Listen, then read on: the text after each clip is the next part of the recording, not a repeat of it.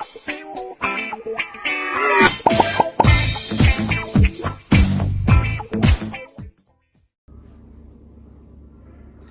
ទអាសូមគោរពនឹងជម្រាបសួរទៅដល់ប្រិយមិត្តដែលតែងតែតាមដាន Channel YouTube Wekhmer ថ្ងៃនេះគឺខ្ញុំសូមធ្វើការចេញនៅវីដេអូមួយដែលជាប្រធានបទដែល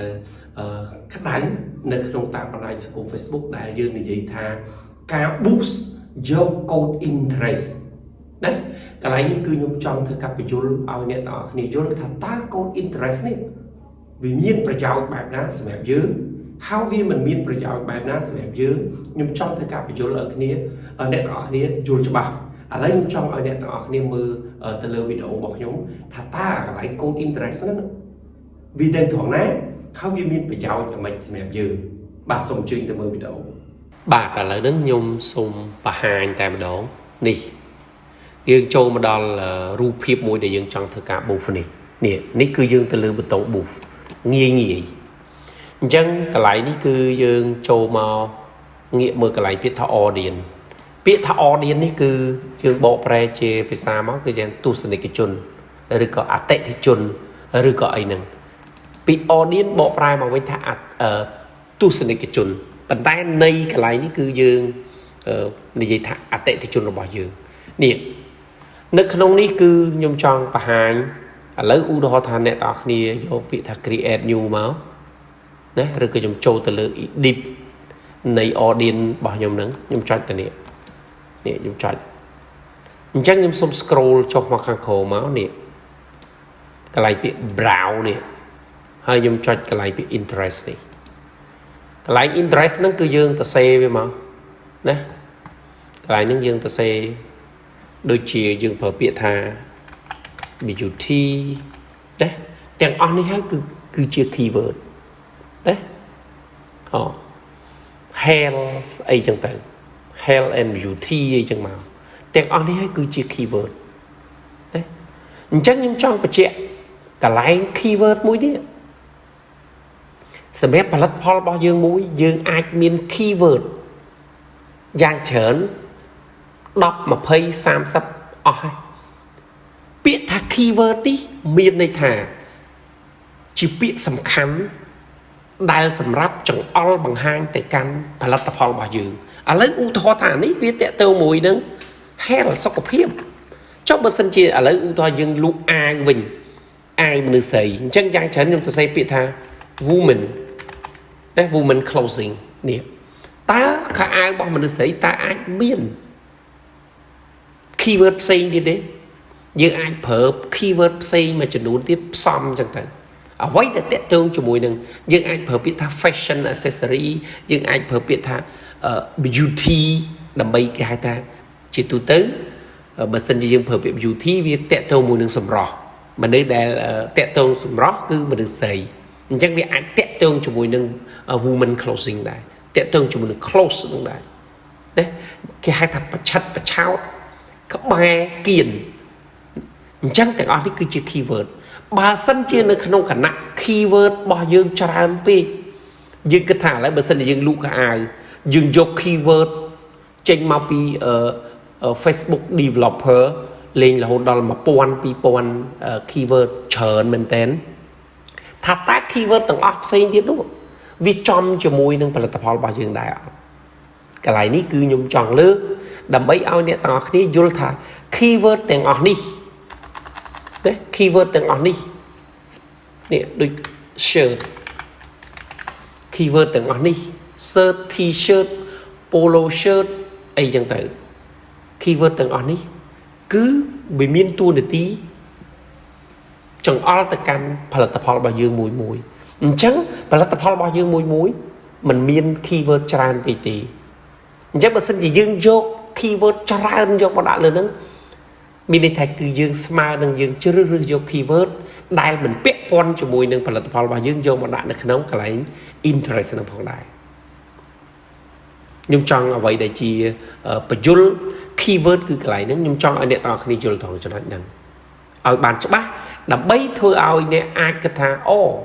keyword ច្រើនពេកក៏វាមិនប្រកាសថាសំខាន់ចំទៅលើគោលដៅរបស់យើងអញ្ចឹងដើម្បីអាចធ្វើការ ដើម្បីអាចធ្វើការប៊ូសបានទៅលើផលិតផលរបស់យើងនេះទាមទារឲ្យយើងធ្វើការចេះរៀបចំទាំង content នេះរៀបចំជាមួយនឹង goal របស់យើងរៀបចំទាំងជាមួយនឹង location ណាតាក់ទងជាមួយនឹងinterest តាក់ទងជាមួយនឹងកន្លែងនេះវាមានទាំង interest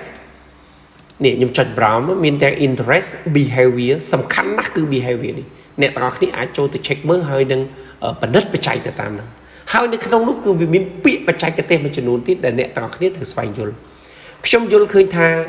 នៅពេលដែលអ្នករៀបចំទៅលើការប៊ូសមួយនេះខ្ញុំយល់ឃើញថាជាបទពិសោធន៍របស់ខ្ញុំដែលជាបទពិសោធន៍របស់ខ្ញុំបានធ្វើការប៊ូសសាកល្បងតែមួយថ្ងៃ$1ទេនេះខ្ញុំយកមួយថ្ងៃ$1នេះខ្ញុំយកមួយថ្ងៃ$ចឹងខ្ញុំយក5ថ្ងៃទៅមួយថ្ងៃ$ខ្ញុំយក$5មកណាខ្ញុំប៊ូសខ្ញុំទទួលបានផលណាអញ្ចឹងការរៀបចំនៅទីនេះឲ្យបានត្រឹមត្រូវ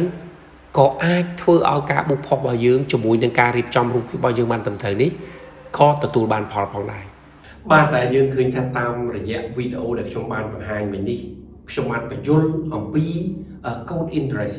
អញ្ចឹងខ្ញុំសូមបន្ថែមតិចទៀតខ្ញុំយល់ឃើញថាសម្រាប់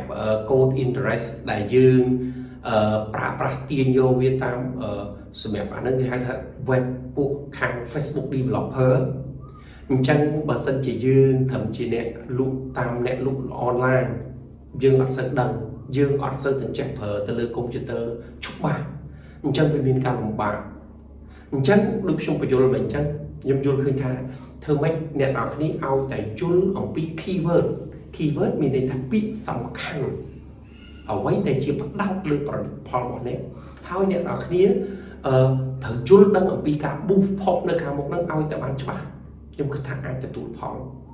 ជាបទពិសោធន៍របស់ខ្ញុំមកដល់រយៈនេះគឺខ្ញុំបានធ្វើការប៊ូសឲ្យត្រឹមត្រូវតាមលក្ខណៈរបស់ Facebook ខ្ញុំប៊ូសផុសតាមមុខហ្នឹងខ្ញុំអត់តាម ADS manager ទេណាគឺទទួលបានផលហើយខ្ញុំប៊ូសតែមួយថ្ងៃ$1មួយថ្ងៃ$2ខ្ញុំប៊ូស4ថ្ងៃឬក៏5ថ្ងៃសាកល្បងតែសាកល្បងឲ្យមិត្តដែលគាត់បានធ្វើការងារជាមួយខ្ញុំហ្នឹងខ្ញុំសាកល្បងគាត់ខ្ញុំឃើញបាន1-2 message ឬក៏ពេលខ្លះអាចឈានរហូតទៅដល់6 message ក៏មានដែរខ្ញុំបានជាពិសោធន៍ខ្ញុំបានឃើញអញ្ចឹងជាគំនិតរបស់ខ្ញុំយល់ឃើញថាសូមឲ្យអ្នកទាំងអស់គ្នាយល់អំពីការប៊ូសផុសនៅតាមហ្នឹងត្រូវស្វែងយល់វាឲ្យបានអស់ខ្ញុំគិតថាល្អប្រសើរសម្រាប់ការប៊ូសនេះបើយើងអត់បានយល់វា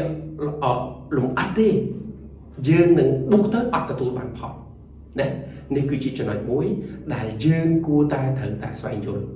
វាមានកត្តាជាច្រើនដែលធ្វើឲ្យយើងមិនបានផលវាមានកត្តាជាច្រើនដែលធ្វើឲ្យយើងបានផលបាទអញ្ចឹង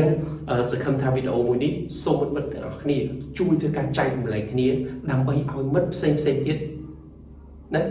គាត់អាចយល់ដឹងគាត់ដឹងថាអូ code interest វាបែបនេះទេវាបញ្ចោយបែបចេះទេអញ្ចឹងសម្រាប់ខ្ញុំវាគួរថាអូគួរតែធ្វើបែបនេះអញ្ចឹងយើងជួយចែករំលែកគ្នាអ្វីដែលខ្ញុំមានខ្ញុំជួយធ្វើការចែករំលែកប៉ុណ្នេះដើម្បីឲ្យអ្នកទាំងអស់គ្នាយល់ព្រោះថាពេលខ្លះអា code interest ដែលទាញចេញមកពី Facebook developer ហ្នឹងវាកម្រិតវាធ្ងន់សម្រាប់អ្នកបច្ចេកទេសគាត់បកកែគាត់ដឹងគាត់បកកែស្រាវជ្រាវ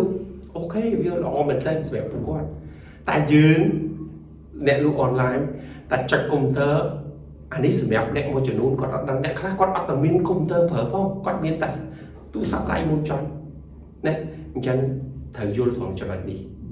បាទមួយវិញទៀតកុំភ្លេចជួយធ្វើការ subscribe channel YouTube ពីខ្មែរហើយ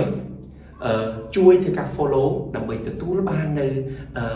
វីដេអូថ្មីពី channel YouTube ពីខ្មែរបាទកុំភ្លេចជួយធ្វើការ like page ពីខ្មែរ official ផងបាទសូមអរគុណ